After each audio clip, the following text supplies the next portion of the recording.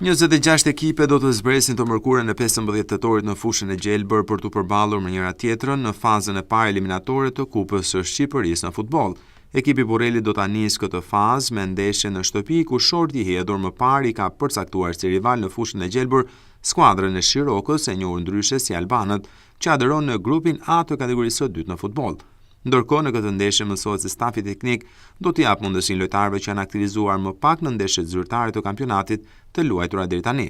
Kjo pritet që jo vetëm të sjellë fitore në këtë fazë të parë, por edhe që lojtarët të tregojnë më shumë aftësi të tyre për të qenë pjesë e formacionit kryesor në ndeshjet e kampionatit. Megjithatë, Kupa e Shqipërisë mbetet në plan të dytë në objektivat e ekipit të futbollit Burreli, pasi përqendrimi më i madh i skuadrës Mateane është deklaruar se do të jetë në garën e kampionatit të kategorisë së parë. Të dielën Burreli luan përballa Apollonisë së Fierit për llogaritë të javës së 6 të ligës së dytë më të rëndësishme në kampionatin e kategorisë së parë në futbollin shqiptar.